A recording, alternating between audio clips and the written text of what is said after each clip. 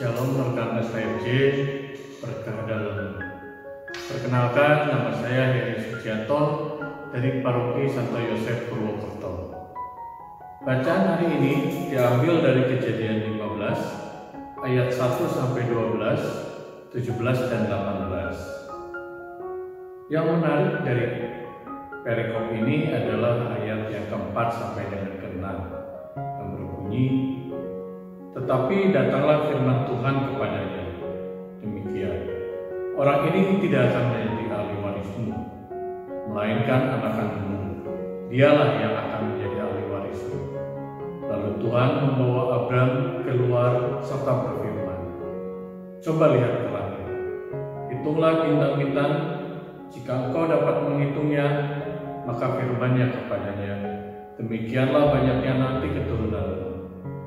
Lalu percayalah Abraham kepada Tuhan, maka Tuhan memperhitungkan hal itu kepadanya sebagai kebenaran.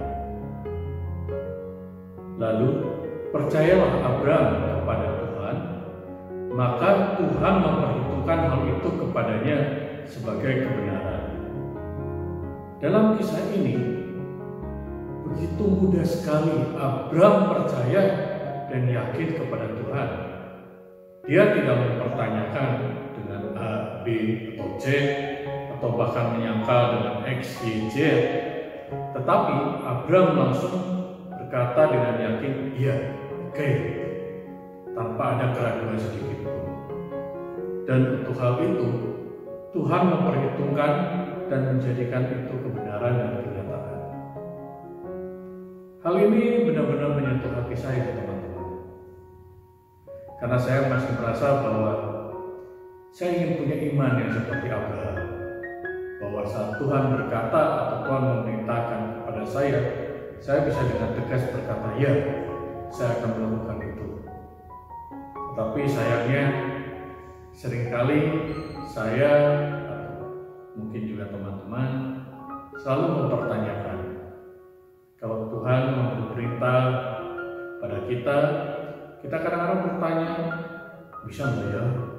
Lah kok begitu sih Tuhan? Nanti gimana nih?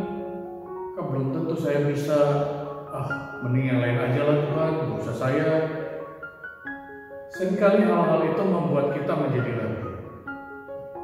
Dan beberapa contoh misalnya, kayak kita berdoa, kita berseru pada Tuhan, kita minta kepada Tuhan berbagai macam hal yang baik dalam hidup kita dan ingin dikabulkan.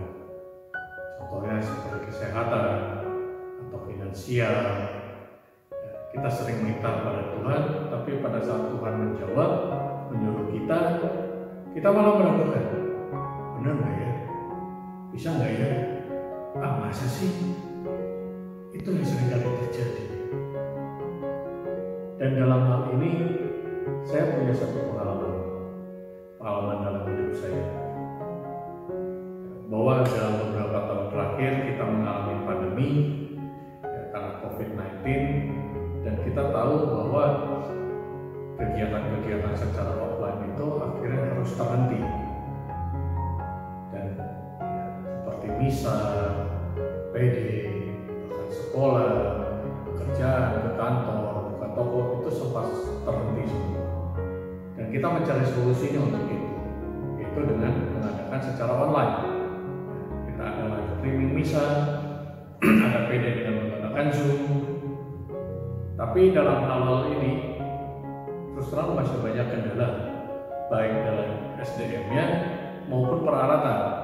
Karena sebelumnya kita tidak pernah mempersiapkan alat-alat dan skill kita untuk menghadapi hal seperti ini.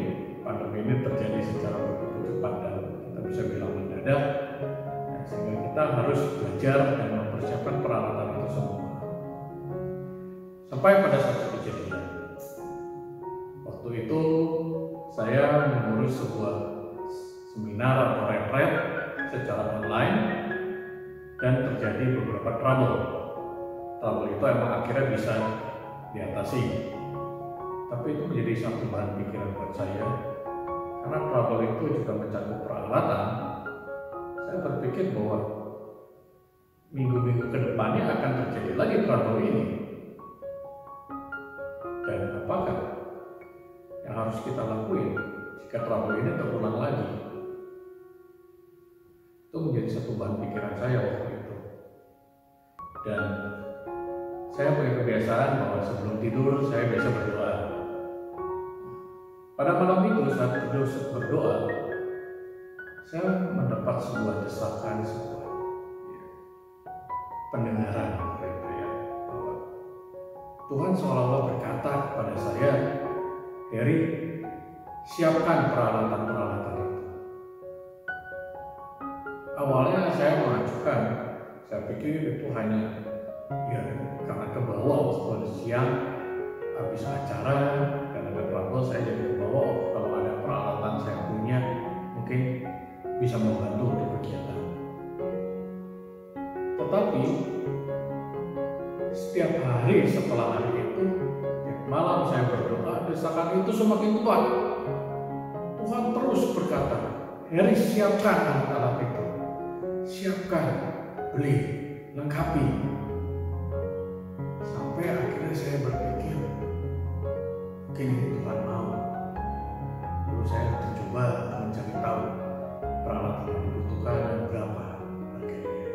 Saya tanya ke teman-teman, saya googling, saya cari di Tokopedia.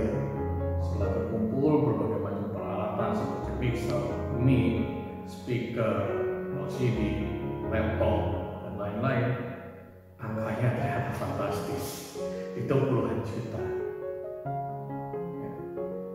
Saya langsung shock saat itu. Bingung juga. Saat pandemi, usaha saya bagus. Saya harus memulai semuanya dari bawah. Untuk penghasilan hidup sebulan-bulan aja, saya merasa bahwa ya Tuhan masih menyayangi saya, sehingga saya masih punya penghasilan dan bisa hidup. Tapi kalau untuk beli peralatan ini dengan harga segitu banyak, bingung juga. Tetapi desakan itu semakin nyata, semakin jelas. Tuhan terus berkata, Heri, siapkan peralatan itu. Akhirnya saya bilang, Tuhan, gimana saya mau siapkan? Uangnya nggak ada. Ini untuk setiap hari makan, tiap bulan apa aja bisa dibilang pas. Ya ada sisa untuk nabung tapi nggak banyak. Dan kalau saya harus menggunakan semua uang saya untuk membeli peralatan itu nggak cukup. Saya nggak tahu selama berapa lama. Dan itu saya terus kemukakan kepada Tuhan.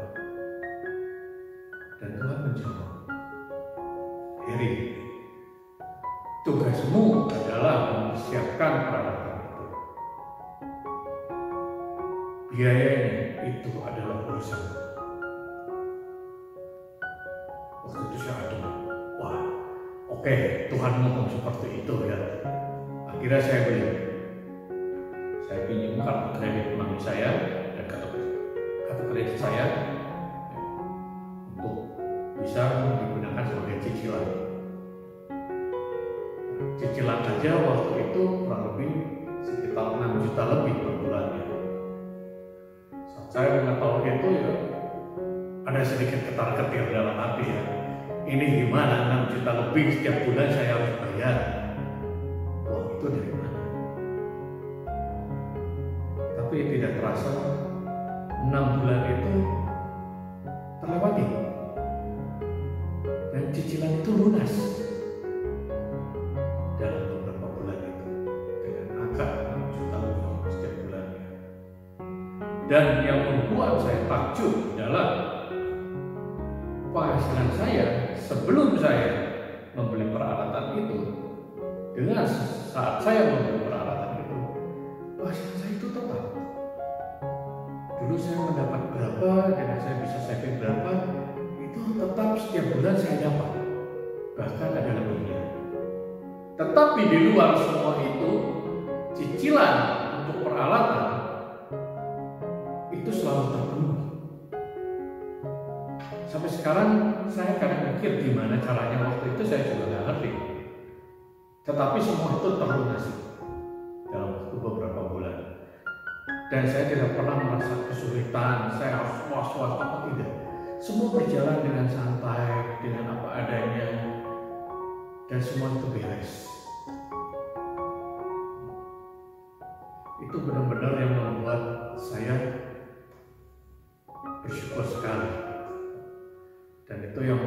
saat saya membaca ayat ini, oh iya, bahwa saat Tuhan memerintah, jangan pernah ragu. Karena apa yang Tuhan perintah, saat kita melakukan dengan yakin, itu hasilnya akan baik dan luar biasa sekali. Itu suatu karya Allah dalam hidup saya. Bapak-bapak, ibu-ibu, satu titik balik dalam hidup saya adalah Tuhan memerintah saya dan tidak ada lagi keraguan dalam diri saya.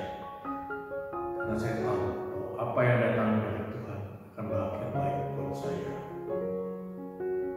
Demikian sharing saya, dan melalui firman Tuhan bahwa bagaimana saya diajarkan untuk percaya kepada Tuhan, Tuhan yang selalu menepati janjinya, yang selalu memberikan yang terbaik untuk kita. Semoga iman dan harapan saya dan pengalaman saya ini semakin dikuatkan oleh firman Tuhan yang kasih setianya kekal selama-lamanya.